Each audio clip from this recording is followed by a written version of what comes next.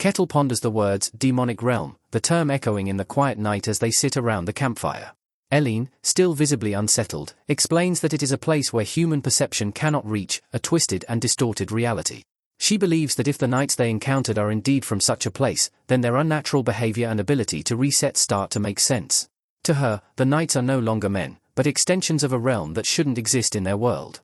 As Kettle sits in the firelight, a glowing blue holographic window manifests before his eyes. It is a system quest, labeled as his 785th, tasking him with escorting his companions to the Denian kingdom. He looks at the floating text, realizing that the sudden appearance of this quest was likely triggered by their encounter with these otherworldly distortions. He wonders if these system tasks only manifest when he is confronted with matters involving the demonic realm. Aaron, sitting with his hands clasped, interjects with a firm tone. He tells Eileen that her theory is impossible. He reminds her of what he had said before, that the existence of the demonic realm cannot manifest in this world. He states that since the very beginning of its creation, those entities have never once crossed over into their reality. Kettle watches the old man, a small smile appearing on his face. He realizes that Aaron is basing his logic entirely on historical precedent and his own vast experience, refusing to believe the fundamental rules of the world could change. Eileen quickly counters Aaron's point. She argues that the world has been growing increasingly strange lately, as they both well know. She points to the twist, a phenomenon of distortion that began roughly a year ago. She suggests that this global instability has finally reached a point where it is affecting the demonic realm itself, allowing its influence to leak into the forest. Kettle listens intently, leaning back as he processes this information. He asks if they believe this twist is what is causing the demonic realm to exert its influence here. Eileen gives a solemn nod, her expression heavy with worry. Kettle rests his chin on his gloved hand, closing his eyes to think. He mutters that if those horrible things are truly beginning to emerge into the world, it is a very bad sign. As he speaks, Patrick, still bound and sitting nearby, watches Kettle with a deadpan, judging expression. Patrick thinks to himself that Kettle is being hypocritical, considering the barbarian himself is a terrifying and inexplicable existence that shouldn't belong there either. The scene shifts to the bright sunlight of the next morning. The group is traveling once again when the familiar clanking of metal and the shouting of men fill the air. The knights have returned, standing in a coordinated line across the path with their swords leveled. They shout the same demand they have repeated countless times, "Barbarian! Return the princess!" Kettle smirks at the sight of them, showing no signs of fatigue or annoyance. He notes that they have arrived once more. He looks at one of the knights, observing the man's armor and stance. In his mind, he calculates that this specific person has already died 3 times by his hand. Yet, here they are, standing perfectly fine, their equipment restored and their hostility undiminished. They are trapped in a loop of death and rebirth that shows no signs of breaking. Eileen clenches her hand over her chest, her face contorted with a mixture of fear and pure revulsion. She calls them disgusting monsters, unable to hide her growing horror at being followed by an undying, scripted army. Kettle stands with his companions, looking at the knights who have once again blocked their path. He speaks calmly, his voice carrying over the rustle of the trees. He admits that at this point, he has become genuinely curious about their objective. Eileen speaks up, her voice trembling with conviction. She suggests that these entities clearly intend to swallow her kingdom whole, expanding their power silently until it's too late. She believes they want to use her home as a foundation to conquer the entire continent.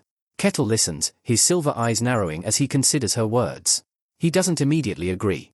He notes that if their goal was simply to take over the kingdom, the easiest way would have been to kill her. He points out that there have been countless opportunities over the past year to do so. Furthermore, he observes that these knights go to great lengths to rescue her, rather than simply eliminating a royal obstacle. Kettle deflects several arrows with a casual wave of his hand, appearing bored by the recurring combat. He mentions another strange detail: these knights never attack at night. They seem to follow a human-like pattern of rest and activity, which strikes him as inconsistent for mindless monsters. He also finds their hit-and-run tactics puzzling. If they are truly undying monsters that can reset indefinitely, there is no reason for them to be cautious. They should simply rush in all at once, over and over, until their enemies are exhausted. Patrick watches the barbarian from behind, his expression flat and judging. He thinks to himself that Kettle is the last person who should be calling others strange or monstrous. Kettle decides it is time for a different approach. He moves with a sudden, overwhelming speed. Instead of swinging his axe for a lethal blow, he captures one of the knights. In an instant, the knight is disarmed and bound tightly with ropes, forced to his knees on the forest floor. Kettle claps his hands together with a bright, almost cheerful smile. He announces that it's time for them to have a sincere conversation. He notes how unfortunate it is for two sides to be so hostile when they don't even understand what the other wants. Patrick, watching this unfold, is completely stunned. He stares at Kettle's back, thinking that the barbarian has finally, truly lost his mind. Aaron is equally horrified. He steps forward, his face pale as he demands to know what Kettle is doing. Kettle maintains his smile, repeating that he just wants to talk. Aaron shouts back, asking if Kettle has lost his senses, pointing out that talking to a monster is an exercise in futility. The captured knight looks up at Aaron, his eyes wide with fear and genuine confusion. He speaks, his voice cracking as he calls out to the old man. He asks Aaron what he is saying and insists, with a desperate plea, that he is a human being. He cries out that he isn't a monster and begs for recognition. The psychological weight of the situation becomes too much for Eileen. Hearing the entity use the voice and memories of someone she knew to plead for its humanity strikes a nerve. She loses her composure, her face contorting in a mask of rage and fear.